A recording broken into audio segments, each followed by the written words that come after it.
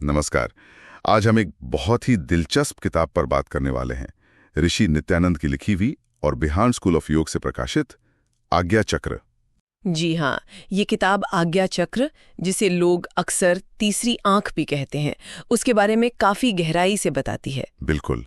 तो हमारा इरादा है कि इस किताब से कुछ जरूरी बातें समझें, जैसे आज्ञा चक्र का आखिर मतलब क्या है, योग में इसकी क्या जगह है, और आजकल की जो साइंस है उससे इसका कोई कनेक्शन है या नहीं है। हाँ, इसी पर बात करेंगे। तो चलिए शुरू करते हैं।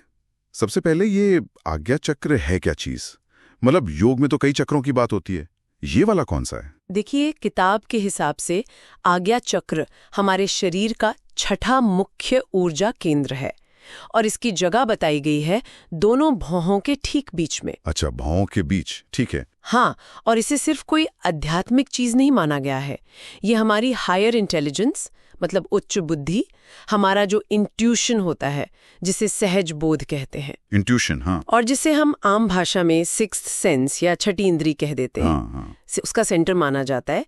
और ये भी कहा जाता है कि ये वो पॉइंट है, वो जगह जहां हमारी स्पिरिचुअल लाइफ और फिजिकल लाइफ एक तरह से बैलेंस होती है। बैलेंस होती है, ये दिलचस्प है। बिल्कुल। और जो बात मुझे इस किताब में खास लगी वो ये है कि ये पुराने योगिक ज्ञान और जो आज का विज्ञान है, उनके बीच एक, आप कह सकते हैं, एक पुल बनाने की कोशिश करती है। अच्छा, कैसे? मतलब किस तरह के कनेक्शन की बात हो रही है? जैसे इसमें चेतना के नेचर पर बात की गई है कि कॉन्शियसनेस क्या है, ब्रह्मांड कैसे बना, बिग बैंग थ्योरी का जिक्र है, क्वांटम फिजिक्स का जिक्र है। ओह, क्वांटम फिजिक्स भी? हाँ, और किताब ये आइडिया सामने रखती है कि हजारों साल पहले जो योगी थे, जो दृष्टा थे, उन्होंने जो अनुभव किया, शायद वो आज की जो फिजिसिस्ट हैं, जो वैज्ञानिक हैं, उनकी खोजों से कहीं ना कहीं मिलता जुलता हो सकता है।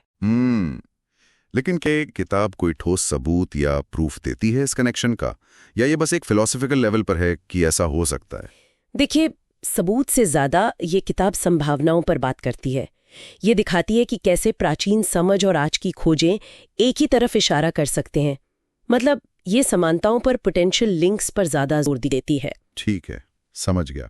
जैसे कोई उदाहरण है इस किताब में? हाँ बिल्कुल, जैसे पीनियल ग्लैंड का उदाहरण है। हाँ, पीनियल ग्रंथि, इसका जिक्र तो मैंने सुना है इसके कॉन्टेक्स्ट में। हाँ, तो किताब बताती है कि योगियों ने बहुत पहले ही पीनियल ग्लैंड को आज्ञा चक्र से रिलेट किया था, उससे जोड़ा था। अच्छा। और आज की साइंस भी ये देख रही है कि जब कोई ध्यान करता है, मेडिटेशन करता है जी, तो इस ग्लैंड से निकलने वाला जो मेलेटोनिन हार्मोन है, उसका लेवल बढ़ सकता है और दिमाग में अल्फा वेव्स की एक्टिविटी भी बढ़ सकती है। अल्फा वेव्स, हाँ, वो रिलैक्सेशन और फोकस्ड स्टेट से जुड़ी होती है ना? बिल्कुल। तो ये एक तरह से फिजिकल और मेंटल इफेक्ट्स को योग के लक्ष्यों से जोड़ने की कोशिश है। तो ये एक ब्रिज बनाने की कोशिश है योगिक एक्सपीरियंस और साइंटिफिक ऑब्जर्वेशंस के बीच। हाँ, कह सकते हैं। और किताब में आज्ञा चक्र को जगाने के लिए या कहिए एक्टिवेट करने के लिए कुछ योगिक प्रैक्टिस भी बताई गई हैं। अच्छा, क्या है वो प्रैक्टिसेस? जैसे एक है त्राटक।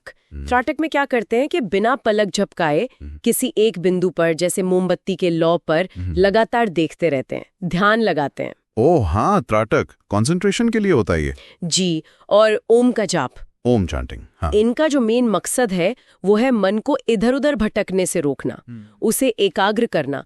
और ऐसा माना जाता है कि इससे शायद चेतना के और गहरे लेवल्स तक पहुंचने में मदद मिलती है। तो मतलब ये प्रैक्टिसेस एक तरह से दरवाजा खोलने जैसी हैं हायर कॉन्शियसनेस का। हाँ, किताब इसी तरह से प्रस्तुत करती है। या कोई रहस्यमयी चीज नहीं बता रही, बल्कि इसे एक तरह का टूल या माध्यम बता रही है, जिससे हम अपनी अंदर की दुनिया और बाहर की दुनिया दोनों को बेहतर समझ सकते हैं। सही कहा। अपनी इंट्यूशन को शार्प कर सकते हैं और शायद चेतना की उन गहराइयों तक जा सकते हैं जहां हम आमतौर पर नहीं पहुंच पाते। बिल्कुल। संक्षेप में कहें तो ये किताब आज्ञा चक्र को सिर्फ एक पॉइंट नहीं मानती, इसे वो देखती है एक इम्पॉर्टेंट सेंटर की तरह, जहां से हमें इंसाइट मिलती है, अंदरूनी समझ, जहां संतुलन बनता है और जहां से हायर नॉलेज, ऊंचा ज्ञान मिल सकता है।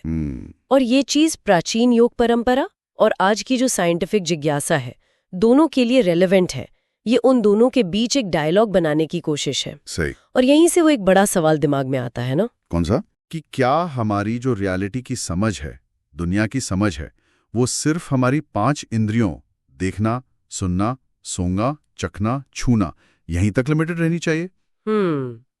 क्या ऐसा नहीं हो सकता कि हमारा जो अंदरूनी अनुभव है, हमारी इंट्यूशन है, वो भी ज्ञान का उतना ही वैलिड सोर्स हो जितना कि बाहर की दुनिया को देखकर समझना? हाँ, ये सोचने वाली बात है।